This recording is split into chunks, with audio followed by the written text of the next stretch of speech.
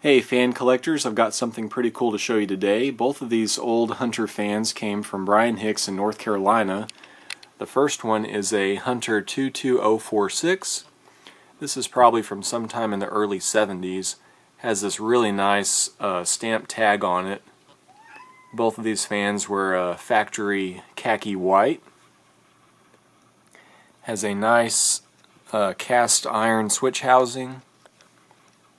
1.9 amp shaded pole motor. Both of these fans have the same motor. If you look at the top of the housing, this has the the current newer style of casting. Has a little flip cover over the oil port, which is pretty cool. You see this on the R-52s as well. You do have a speed coil around the back. This is a 3-speed fan. All speeds work. Yeah, both of these fans are operationally, mechanically excellent. They just need some pretty heavy cosmetic work. Talk about that later. Now let's get on this R-52. If you look at the tag, specifically where it says serial, it's a serial H, which puts it at 1959. Now this is probably one of the last R-52s to have the open top design, kind of like the really old 1930s, 1940s. So you have the coils exposed.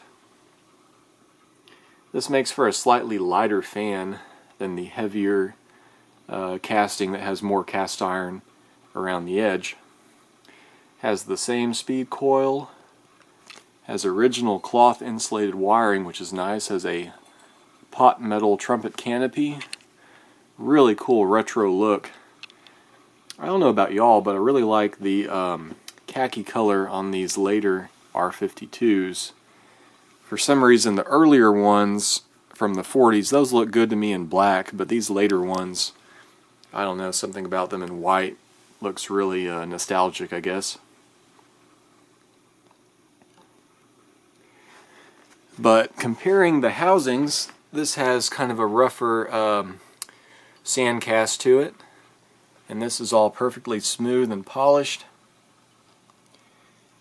And the switch housing on this is a little bit different. It's a similar size and shape, but it's a smoother taper, and it's of course sanded smooth, whereas this one was cast and has some pretty rough grinding marks on it, kind of like what you get on the 70s originals around the top housing. So this fan, it's really finished nicer. It's the nicer finished of the two fans. You can tell they just put a little bit of extra care into it. Now both of these fans I'd like to fully restore. There's a color that Rust-Oleum makes called cobblestone white. I'm going to use that, and that's going to be a pretty close match to this factory khaki.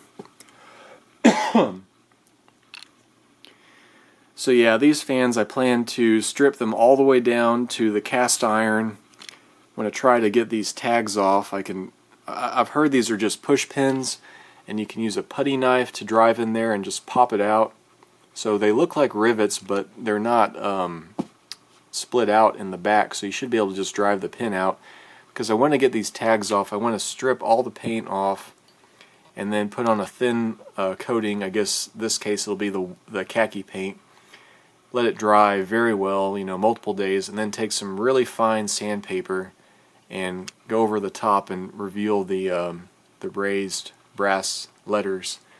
And the same story on this one. Now this is closer to how it's going to look. This one is in pretty clean shape.